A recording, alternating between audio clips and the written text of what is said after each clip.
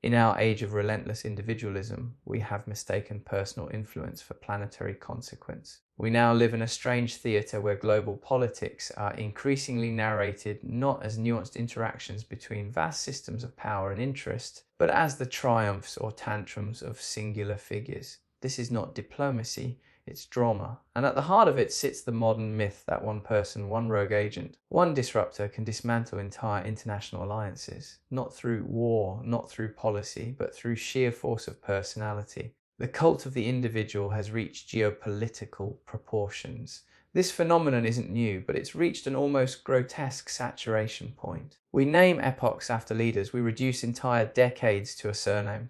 In ancient times, emperors were gods. In our digital pantheon, they're influencers with nuclear codes. We now analyse world affairs like celebrity gossip, who snubbed who unfollowed, who said something inflammatory in an offhand interview or errant tweet. Leaders are no longer symbols of the state, they are the state, at least in the narrative we consume. So when the idea arises that one Indian, not a government, not a policy, not a long-standing grievance, but a single Indian has destroyed the US-India relationship, we must pause. Not because it's plausible, but because it's telling. Telling of the illusion we're living under. The notion that entire systems can be undone by a single actor isn't just improbable, it's dangerously reductionist. It shifts the blame from structural dysfunction to the pantomime of personality. Let's be clear, no one person, however cunning, corrupt, or careless, can unravel decades of diplomacy unless the threads were already frayed. But it's easier, isn't it, to believe in villains than to confront broken institutions. It's easier to create a scapegoat than to interrogate the role of surveillance capitalism, military industrial interests, and colonial legacies in shaping modern relations. It's easier to say, ruined it, than to say, we never truly built it on solid ground. The cult of the individual thrives in this fog of misdirection. We elevate icons so we can crucify them. We make them singular because it simplifies the story. There's no room in a headline or a TikTok clip for complexity. So instead, we are fed this palatable fiction that diplomacy is a chess game played by lone geniuses or lunatics. That one man's mistake is more consequential than decades of mutual misunderstanding. And while we fixate on the individual, the real machinery rolls on. Unseen, unfettered, unaccountable. Trade continues. Arms are sold. Data is harvested. Treaties are quietly rewritten behind closed doors. The audience remains entranced by the spectacle of blame, while power operates in the shadows, indifferent to who is thrown under the proverbial bus. In this cultish obsession with the personal, we lose our grip on the political. We forget that institutions are only as strong as their collective will. We forget diplomacy is not a duel between titans, but an orchestra of interests, ideologies, inertia. We forget that behind every name thrust into infamy lies a system all too eager to let us believe it's that simple in the ever unfolding theatre of Western politics. There is perhaps no figure more emblematic of the blurred line between revelation and rambling than Donald J. Trump. He speaks, and the world reacts, not always with agreement, rarely with understanding, but almost always with attention.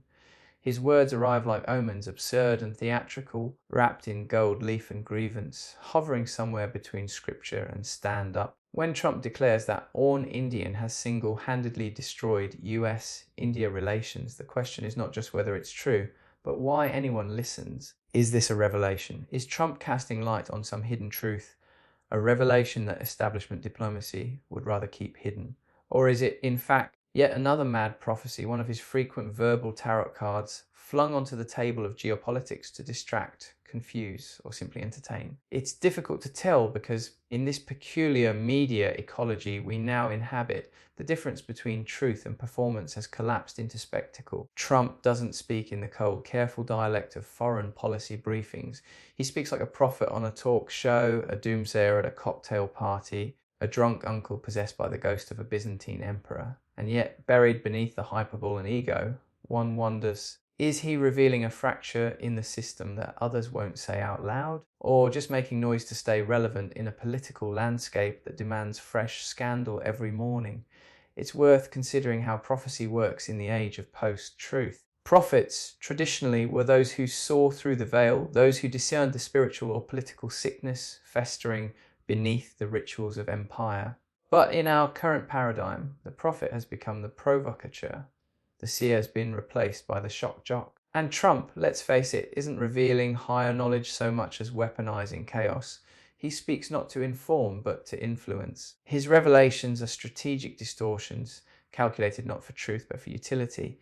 And the utility here is clear. If there is tension between the US and India, better to blame it on a single outsider, a foreign disruptor, a nameless figure from the East. This fits into a very old Western narrative, one in which the sanctity of the empire is undone by the corruption of the foreigner, the invader, the traitor, a mythology older than America itself. And the media, they don't question the structure of such statements, they simply broadcast them.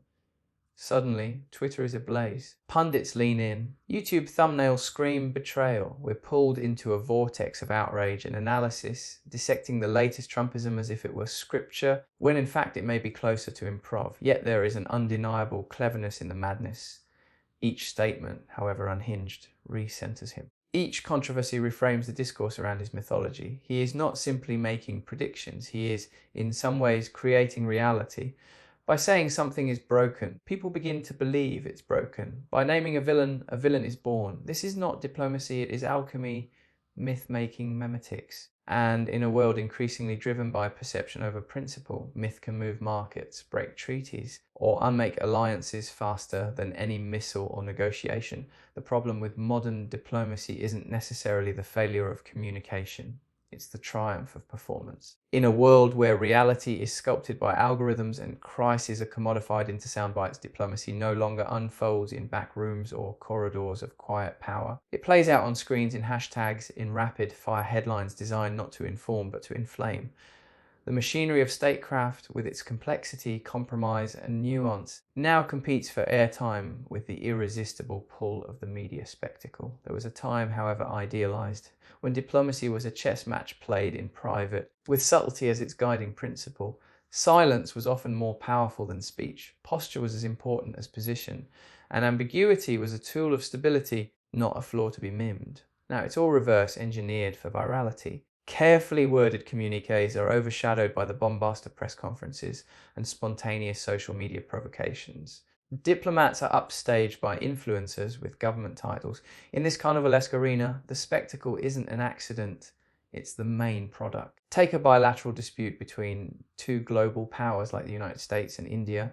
Beneath the surface economic trade-offs, shared defense interests, technology transfers, and ideological divergences spanning decades. On the surface, one headline, one scapegoat, one outlandish quote, usually fed through a former president's mouth like a slot machine of outrage. That complexity becomes a casualty of convenience.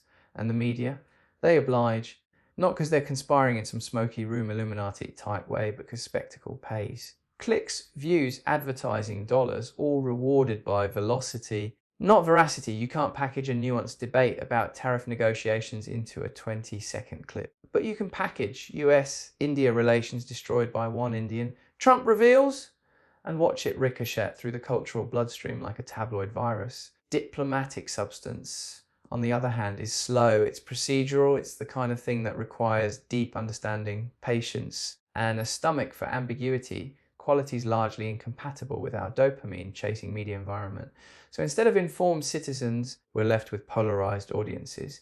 Each side is fed a narrative so emotionally charged and dramatically framed that dialogue becomes impossible, not because there's no common ground, because there's no shared reality. Leaders are incentivized to perform for their own domestic audiences rather than engage in meaningful diplomacy abroad. Political figures act more like characters in a long-running global soap opera, complete with villains, cliffhangers, redemption arcs, and betrayals. Actual negotiation becomes irrelevant compared to the optics of confrontation.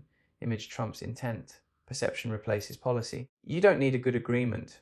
You just need a strong headline. And yet, while we're all glued to the latest geopolitical drama, the real decisions, those affecting lives, borders, economies, and freedoms, still happen in the background. They still require the slow grind of diplomacy. They still depend on people who aren't interested in going viral. But those voices are drowned out beneath the roar of the spectacle, not because they're wrong, but because they're boring. And in a culture addicted to entertainment, boring is the ultimate sin. Once upon a time, at least in the textbooks, nations were supposed to be grand, enduring constructs.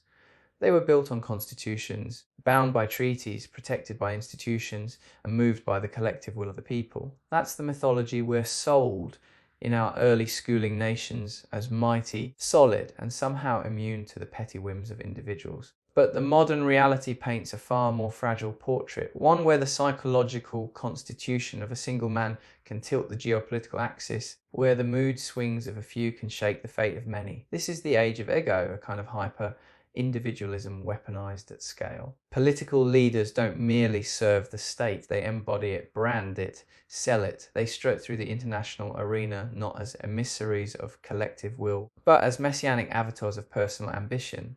We no longer have presidents and prime ministers, we have influencers with executive powers. The world stage becomes a hall of mirrors reflecting vanity, vengeance, and self-preservation disguised as national interest.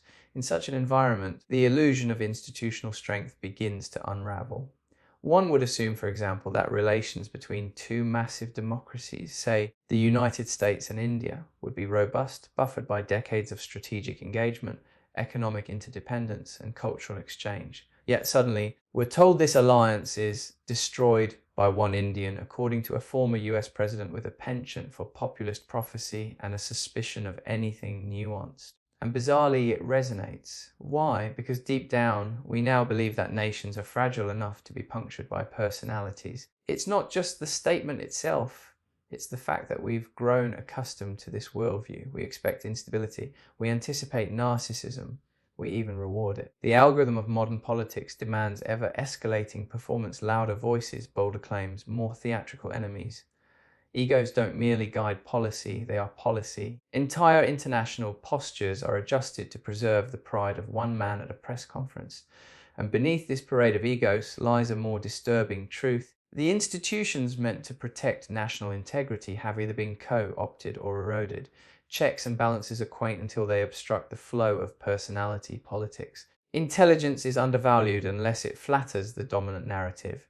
Diplomacy is seen as weakness unless it's performed with a clenched jaw and a suspicious tweet.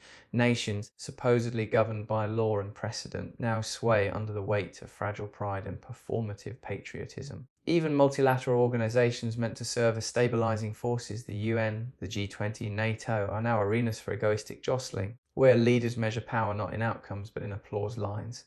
Collaboration becomes conditional, agreements become stage props. And all the while, the people, the actual citizens, are left watching as global destinies are shaped not by collective interest, but by personal vendettas, bruised reputations, and ideological chess, beating masquerading as statesmanship. There's something hypnotic about Morgan Freeman's voice. It doesn't just narrate events, it sanctifies them. It hovers somewhere between gospel and lullaby, like God took a weekend job doing audiobooks. Whenever chaos erupts, whenever the world trembles on the edge of absurdity, it's his voice they call upon.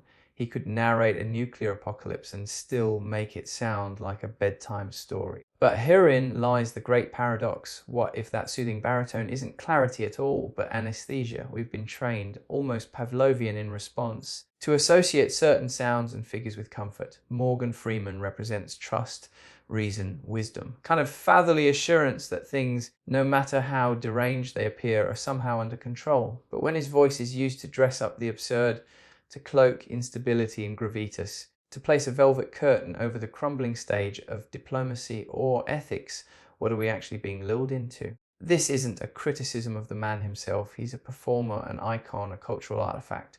The issue lies in how that artifact is deployed, like an emotional air freshener sprayed over the rod of empire. His voice often accompanies documentaries about the cosmos, prison reform, or the future of humanity, subjects so big, so overwhelming that without his vocal reassurance we might start to panic. But now that same voice is increasingly being drafted into propaganda, into political mythologies, into advertisements for the illusion of control in a world spinning further into entropy. Imagine Trump announces that US-India relations have been destroyed by one man, and within hours the internet slaps Morgan Freeman's voice over the footage, as if doing so transforms nonsense into narration.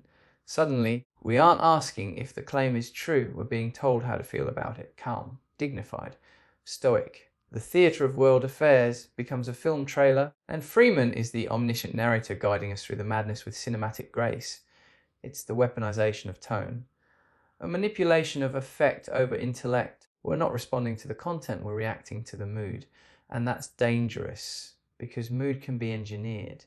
Trust can be imitated. Warmth can be synthesized and sold back to us as reassurance, while policies are written in shadows and conflicts escalate out of view. The illusion of calm is more seductive than calm itself. It tells us we don't have to worry, that the grown-ups are handling things, that what appears chaotic is part of some grand plan. The presence of that voice triggers a subconscious response. Sit back, let go, believe. And belief, once hijacked, becomes a powerful tool, not for awakening, but for pacification. In this way, Morgan Freeman's voice has become less a sound and more a symbol, a kind of audio mythology invoked to stabilize narratives too flimsy to stand on their own. It doesn't matter whether the content is absurd, manipulative, or even sinister. Once wrapped in his cadence, it becomes palatable, even profound. And in a world increasingly governed by spectacle, the packaging often matters more than the truth. It's supposedly carrying the modern global landscape isn't a harmonious symphony of cultures mingling over trade agreements and polite diplomatic chatter. No, it more often resembles a WWE showdown staged in the arena of perception, one where the West enters, flexing its freedom of speech biceps, and the East counters with the ancient weight of civilization, culture, and post-colonial swagger. But this isn't war in the traditional sense. It's subtler, slicker, far more entertaining. It's a narrative war, a cage match not of bombs and bullets, but of ideologies, storylines, and curated truths. The East and the West, two mythical creatures pretending to be rational actors, face off daily on the battleground of media, economics, identity politics, and digital propaganda. This isn't about diplomacy anymore, it's about branding. The West casts itself as the default setting for modernity, a liberal democracy simulator with high-speed internet and self-driving Teslas. Meanwhile, the East, India, China, Russia, pick your flavor, reboots with the story of resurgence. We were great once and we're coming back, and we'll take your software, thanks. In this cage match, the actors are often reduced to avatars. The West plays the Enlightenment savior, dishing out democracy as if it's some sacred export product, while the East is cast either as spiritual mystic or suspicious menace, depending on who's holding the pen or the camera. These aren't just cultural differences, they're strategic narratives, carefully edited, algorithmically reinforced, and served daily through reels, news cycles, and foreign policy statements dressed up as humanitarian concern. Take the alleged destruction of US-India relations by one Indian, as recently proclaimed by a former reality TV host turned president. Is it a real diplomatic fissure, or just another plot twist in the long-running East vs West series? We no longer ask what happened, we ask who benefits from the story. One nation's diplomatic misstep becomes another's media opportunity. And all the while, citizens on both sides are flooded with memes, commentary, and simplified scripts that explain the world in 10 seconds or less. What we're witnessing isn't just a difference in policy, it's a clash of narrative ecosystems. In the West, freedom is framed as individual autonomy. In much of the East, it's about collective strength, historic identity, and resisting cultural dilution. Both sides think they're right. Both sides believe they're misunderstood. And both sides are performing their truth not just for each other, but for an ever-watchful global audience scrolling endlessly on their phones, thumbs greased with confirmation bias. The media, of course, loves this. Conflict sells. Cultural tension sells. East vs West becomes a tag, a trend, a TikTok filter, and just like that, we're no longer discussing global diplomacy, we're watching a streaming series with recurring characters and an ever-evolving plot.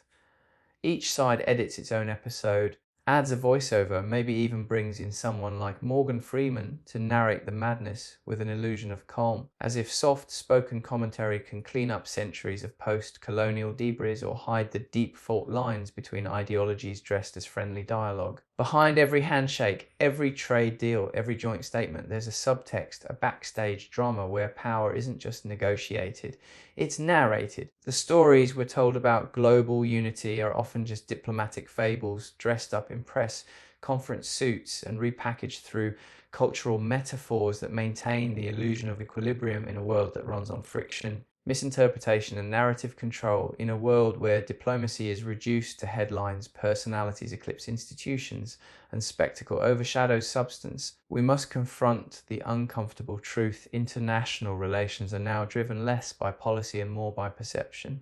The East and West no longer engage through dialogue, but through dueling narratives. Leaders act as performers, media becomes the stage, and truth is whatever sells. Beneath the illusion of calm and control lies a fragile, ego-driven machinery. To navigate this chaos, we must look past the theatrics, question the storylines, and reclaim our role, not as spectators, but as conscious participants in shaping global reality.